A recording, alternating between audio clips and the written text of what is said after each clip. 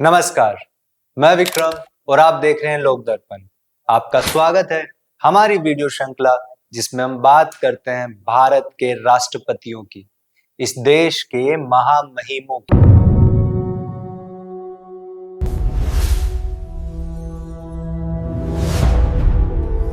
उन्नीस देश ने एक राष्ट्रपति चुना, बिना चुनाव के। कोई मुकाबला नहीं, कोई प्रचार नहीं, कोई वोटों की गिनती तक नहीं, क्योंकि उनके सामने कोई खड़ा ही नहीं हुआ। यह सर्वसम्मति थी, लेकिन राजनीति में सर्वसम्मति का मतलब हमेशा समर्थन नहीं होता। कभी कभी इसका मतलब होता है सिस्टम थक चुका है। 7 जुलाई 1977 लोकसभा में हंगामा है। संजय गांधी पर लगे आरोपों को लेकर सत्ता पक्ष अपने ही मंत्री से जवाब मांग रहा था। स्पीकर की कुर्सी पर बैठे व्यक्ति तक एक पर्ची पहुंचती है, फिर एक और पर्ची। उस दिन उन्हें लगा यह उनका सबसे सरदर्द वाला सत्र है। उन्हें नहीं पता था यही दिन उन्हें राष्ट्रपति भवन तक ले जाएगा। यह कहानी किसी नेता की नहीं, यह उस कुर्सी की कहानी है जिसे सर्वसम्मति से भरा गया और फिर उसी कुर्सी पर पक्षपात के आरोप लगे। 1979 सरकार गिरती है, नई सरकार बनती है, 1 महीने में टूट जाती है, लोकसभा भंग होती है और सवाल उठता है, क्या राष्ट्रपति निर्णय ले रहे थे या सिर्फ सत्ता के सामने झुक रहे थे? भारत के 6ठे राष्ट्रपति नीलम संजीव रेड्डी। नीलम संजीव रेड्डी यह नाम दिल्ली की राजनीति में अचानक नहीं बना। 1956 आंध्र प्रदेश का गठन हुआ और 1956 से 1960 तक नीलम संजीव रेड्डी उस नए राज्य के पहले मुख्यमंत्रियों में से रहे। यह सिर्फ एक पद नहीं था, यह एक नए राज्य की राजनीतिक संरचना खड़ी करने की भूमिका थी। 1960 का दशक, कांग्रेस देश की सबसे बड़ी राजनीतिक शक्ति थी और 1960 में नीलम संजीव रेड्डी कांग्रेस के राष्ट्रीय अध्यक्ष बने। उस समय पार्टी अध्यक्ष होना संगठन चलाना नहीं था, यह सत्ता की दिशा तय करने की जगह थी। फिर दिल्ली 1967 लोकसभा के स्पीकर चुने गए और उस दौर में जब संसद के भीतर सत्ता और विपक्ष के टकराव बढ़ रहे थे, स्पीकर की कुर्सी सिर्फ औपचारिक पद नहीं थी, यह व्यवस्था को संतुलित रखने की भूमिका थी। मुख्यमंत्री, पार्टी अध्यक्ष, लोकसभा स्पीकर, दिल्ली की राजनीति में उनकी मौजूदगी स्थायी मानी जाती थी। और फिर 1969 राष्ट्रपति चुनाव, पार्टी के आधिकारिक उम्मीदवार थे, अनुभव उनके साथ था, संगठन उनके साथ था, लेकिन परिणाम उनके खिलाफ गया। यह सिर्फ एक चुनाव की हार नहीं थी, यह सत्ता के भीतर संतुलन बदलने का संकेत था। और 2 साल बाद 1971 अनंतपुर लोकसभा सीट, जनता का फैसला आया और इस बार उनकी हार और भी बड़ी थी, करीब 89,000 वोटों से। उसके बाद दिल्ली नहीं रही, कोई पद नहीं, कोई भूमिका नहीं, कोई राजनीतिक सक्रियता नहीं। नीलम संजीव रेड्डी अनंतपुर लौट गए, खेती करने लगे। यह राजनीतिक विश्राम नहीं था, यह सार्वजनिक जीवन से बाहर हो जाना था। राजनीति में सबसे कठिन स्थिति हार नहीं होती, सबसे कठिन स्थिति होती है भुला दिया जाना। और उस समय तक दिल्ली उन्हें लगभग भूल चुकी थी। और यहीं से एक सवाल पैदा होता है, क्या राजनीति में वापसी नेता तय करता है या कभी कभी समय खुद बुलाता है? 1975 देश का माहौल बदल रहा था, सड़कों पर विरोध था, राजनीति में असंतोष था और दिल्ली से दूर हैदराबाद में एक सार्वजनिक सभा हो रही थी। मंच पर जयप्रकाश नारायण थे, भीड़ में एक व्यक्ति चुपचाप मौजूद था, कोई पद नहीं, कोई राजनीतिक भूमिका नहीं। वह व्यक्ति था नीलम संजीव रेड्डी। वे कार्यक्रम का हिस्सा नहीं थे, लेकिन उनकी मौजूदगी जल्दी पहचान ली गई। यह बात जेपी तक पहुंची और फिर आग्रह हुआ मंच पर आने का। रेड्डी उठे, मंच तक गए और उन्हें बोलना पड़ा। यह सिर्फ एक भाषण नहीं था, यह सार्वजनिक जीवन में उनकी वापसी का संकेत था, क्योंकि उसी समय देश की राजनीति तेजी से बदल रही थी। जून 1975 में आपातकाल लगा और विरोध और बढ़ा। मार्च 1977 के चुनाव में सत्ता बदल गई, इंदिरा गांधी हार गई, जनता पार्टी की सरकार बनी और इस नई व्यवस्था में कुछ ऐसे चेहरे चाहिए थे जिन पर भरोसा किया जा सके। 26 मार्च 1977 नीलम संजीव रेड्डी फिर से लोकसभा के स्पीकर बनाए गए। यह सिर्फ एक पद नहीं था, यह सिस्टम का भरोसा था। लेकिन इसी बीच दिल्ली में एक और जगह खाली हो चुकी थी। 11 फरवरी 1977 राष्ट्रपति फखरुद्दीन अली अहमद का अचानक निधन हो गया।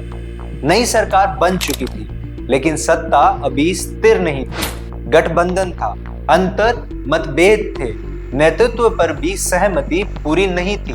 ऐसे समय में सरकार को सिर्फ शासन नहीं चलाना था, उन्हें तय करना था उस कुर्सी पर कौन बैठेगा जो संकट के समय अंतिम फैसला सुनाती है। और यहीं से एक नया संघर्ष शुरू हुआ। राष्ट्रपति कौन बनेगा, यह सवाल नहीं था, सवाल यह था राष्ट्रपति किसके भरोसे बनेगा।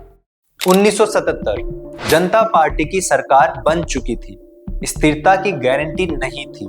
पार्टी के भीतर नेता कई थे, महत्वाकांक्षाएं अलग अलग थी और ऊपर से जेपी और मोरारजी देसाई के बीच मतभेद की खबरें भी आने लगी थी। ऐसे माहौल में राष्ट्रपति का चुनाव सिर्फ एक संवैधानिक प्रक्रिया नहीं था, यह सत्ता के संतुलन का फैसला था।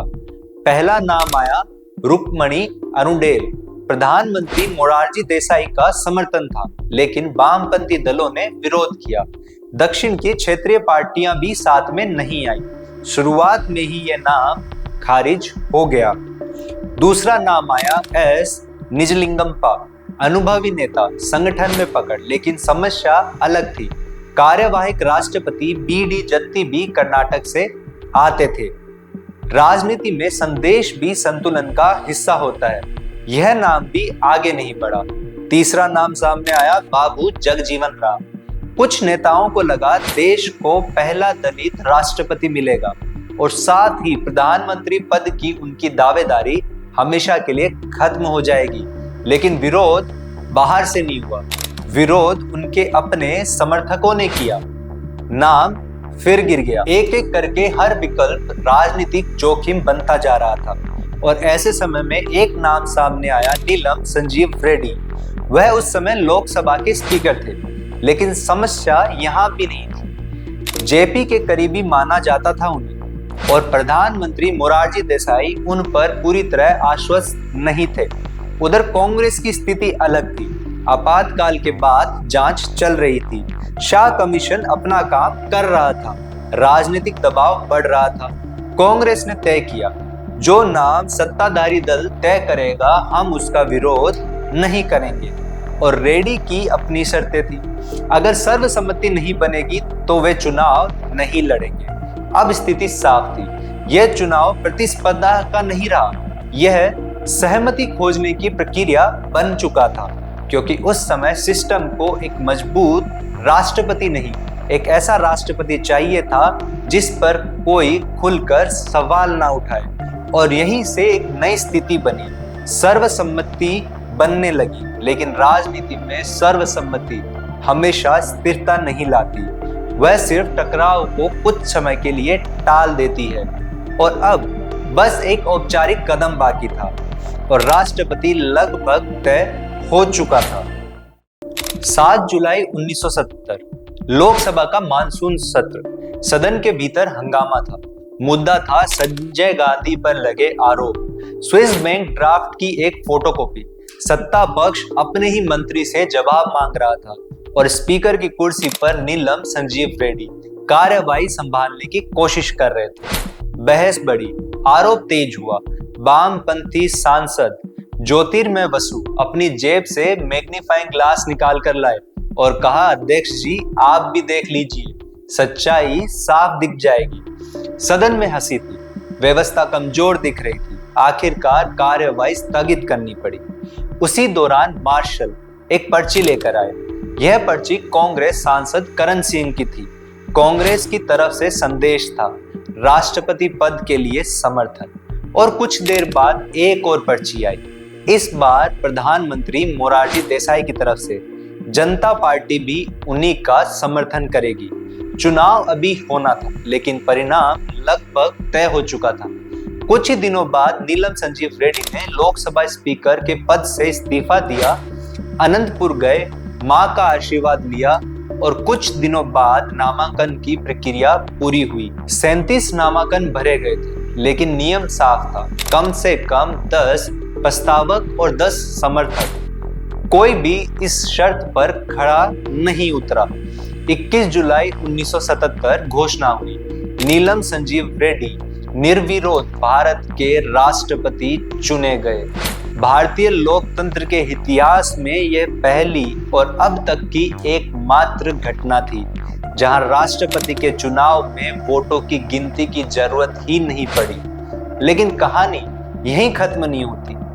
जिस कुर्सी पर उन्हें सर्वसम्मति से बैठाया गया, कुछ ही समय बाद उसी कुर्सी के फैसलों पर पक्षपात के आरोप लगने लगे और सवाल उठने लगा, क्या सर्वसम्मति से चुना हुआ राष्ट्रपति भी वास्तव में स्वतंत्र नहीं रह पाया था? 1979 जनता पार्टी की सरकार टूटने लगी थी। अंदर मतभेद थे, नेतृत्व पर सवाल थे और अंत में 11 जुलाई 1979 को प्रधानमंत्री मोरारजी देसाई ने इस्तीफा दे दिया। अब फैसला राष्ट्रपति के पास था। एक तरफ चौधरी चरण सिंह थे, उनके पास कांग्रेस का समर्थन पत्र था।